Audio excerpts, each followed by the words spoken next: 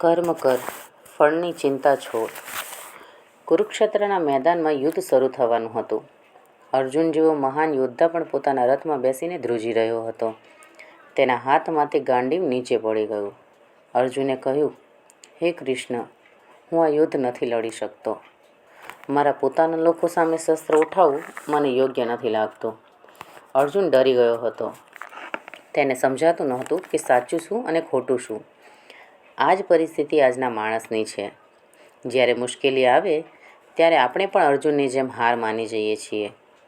ત્યારે શ્રી કૃષ્ણ સ્મિત સાથે કહે છે, હે અર્જુન, તું જે માટે જન્મ્યો છે તે કરવું જ તારો ધર્મ છે. માટે ફળની ચિંતા છોડ, ફક્ત કર્મ કર. કૃષ્ણ કહે છે, ડર, દુઃખ આ બધું મનનો ભ્રમ છે. આજ આપણે પણ નાની મુશ્કેલીઓમાં ગભરાઈ જઈએ છીએ, ડરી જઈએ છીએ. લોકો શું કહેશે, નિષ્ફળતા મળશે તો શું થશે, આ વિચારો અટકી જઈએ છીએ. પણ ભગવદ્ ગીતા કહે છે, તારું કર્મ કર, પરિણામ ઈશ્વર પર છોડી દે. માણસનો સમય ખરાબ નથી, પણ માણસના વિચાર ખરાબ હોય છે.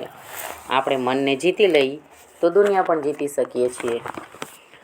અર્જુને કૃષ્ણની વાત માની, હિંમત સાથે ઊભો થયો અને યુદ્ધ જીત્યો. આપણે પણ આપણા જીવનમાં યુદ્ધમાં જીતવાનું અને જીતવા માટે આપણે કૃષ્ણનું આ એક વાક્ય યાદ રાખવાનું છે, કર્મ કર, ફળની ચિંતા છોડી દે. યુદ્ધભૂમિ પર અર્જુન ઊભો હતો. હાથમાં ગાંડીવ હતું, પણ મનમાં સંકોચ હતો. પોતાના જ સગાઓ સામે યુદ્ધ કરવાનું હતું. દિલ દ્રવી ઉઠ્યું, આંખોમાં આંસુ આવી ગયા. ત્યારે શ્રી કૃષ્ણએ કહ્યું, હે અર્જુન, આ કમજોરી તને શોભતી નથી. જીવનમાં ક્યારેક પરિસ્થિતિ એવી આવે જ્યાં લાગણીઓ નહીં પણ કર્તવ્ય મોટું હોય છે. તારું કામ ફક્ત કર્મ કરવાનું છે. ફળની ચિંતા કરવી એ તારો અધિકાર નથી. અર્જુન સમજી ગયો. મનનો ભય દૂર થયો અને તે ઊભો થયો, લડવા માટે નહીં પણ ધર્મ માટે. જીવનમાં પણ જ્યારે આપણે હાર માનવા જઈએ ત્યારે આ વાત યાદ રાખવી, કમજોરી નહીં, કર્તવ્યને પસંદ કરો. કુરુક્ષેત્રની ભૂમિ પર સૂર્યોદય થવા આવ્યો. આકાશ લાલીમાથી રંગાઈ ગયું હતું. શંખનાદો ગુંજી રહ્યા હતા. બંને પક્ષોની સેનાઓ યુદ્ધ માટે તૈયાર હતી. રથોના ચક્રોથી ધૂળ ઉડી રહી હતી. હાથીઓના ગર્જન અને ઘોડાઓના હીણહીણાટ વચ્ચે યુદ્ધની ઘડીઓ નજીક આવી રહી હતી. પાંડવોની સેના તરફ અર્જુન પોતાના રથમાં ઊભો હતો. તેના હાથમાં ગાંડીવ ધનુષ હતું. રથના સારથી હતા સ્વયં શ્રી કૃષ્ણ. અર્જુને શ્રી કૃષ્ણને વિનંતી કરી, હે માધવ, રથને બંને સેનાઓની વચ્ચે લઈ જજો, જેથી હું જોઈ શકું કે કોની સામે મને યુદ્ધ કરવાનું છે. કૃષ્ણએ રથને મધ્યમાં રોક્યો. અર્જુનની નજર સામે ભીષ્મ પિતામહ, ગુરુ દ્રોણ,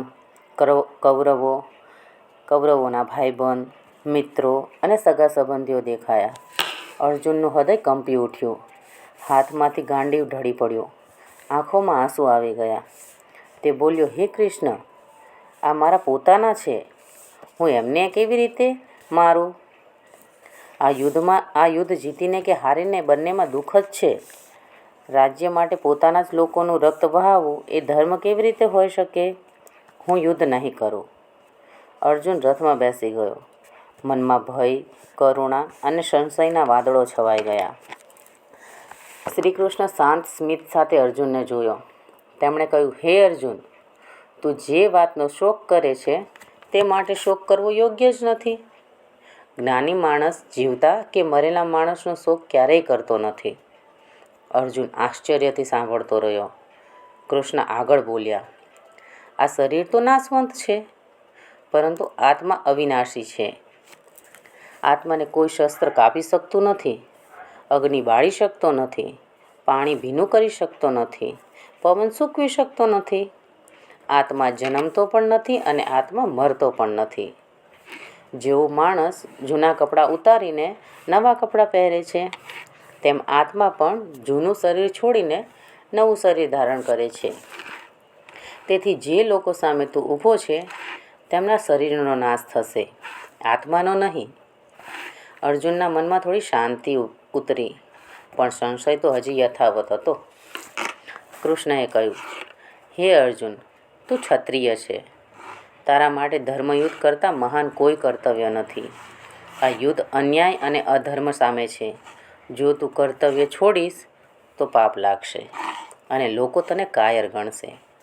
તારો અધિકાર ફક્ત કર્મ પર છે, ફળ પર નથી. ફળની ચિંતા કર્યા વિના કર્તવ્ય કર, તે જ કર્મયોગ છે. સફળતા કે નિષ્ફળતા બંનેમાં સંભાવ રાખ, સમત્વ જ યોગ છે. અર્જુન ધીમે ધીમે સમજવા લાગ્યો કે જીવનમાં લાગણીઓ કરતાં કર્તવ્ય મોટું છે.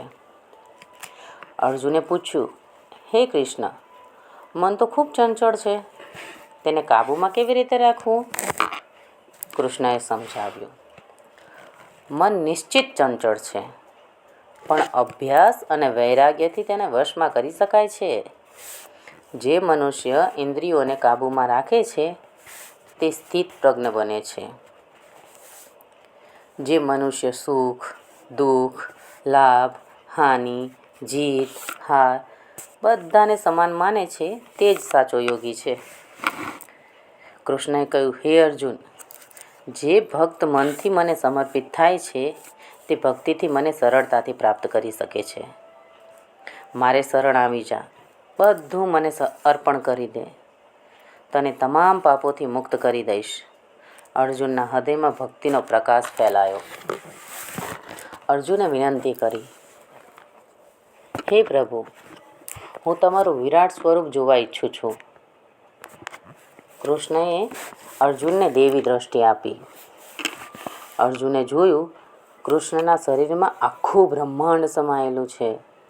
અસંખ્ય સૂર્યો જેવા તો તેજ છે. બધા દેવતાઓ છે, ગ્રહો, લોકો અને યુદ્ધમાં મરનારા યોદ્ધાઓ પહેલેથી જ તેમના વિરાટ સ્વરૂપમાં પ્રવેશી રહ્યા છે. કૃષ્ણએ અંતમાં કહ્યું, હે અર્જુન, વિચાર કરીને જે યોગ્ય લાગે તે કર. મેં તને જ્ઞાન આપ્યું. અર્જુનના મનમાં બધા સંશય દૂર થઈ ગયા. તે ઊભો થયો, ગાંડીવ હાથમાં લીધું.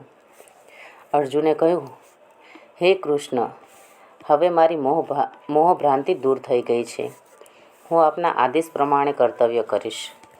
કુરુક્ષેત્રના યુદ્ધ શરૂ થયું, પણ હવે અર્જુન લડતો હતો, ક્રોધથી નહીં, ધર્મથી. જીવનમાં ઘણી વખત આપણે પણ અર્જુન બની જઈએ છીએ. લાગણીઓ, ભય અને સંશય આપણને કર્તવ્યથી દૂર કરે છે. ત્યારે શ્રી કૃષ્ણનો ઉપદેશ યાદ રાખવો. આત્મા અવિનાશી છે, કર્તવ્ય જ સર્વોચ્ચ છે, સમત્વ જ યોગ છે અને ભક્તિથી જ બધું થઈ શકાય છે. કમજોરી નહીં, કર્તવ્ય પસંદ કરો. જય શ્રી કૃષ્ણ.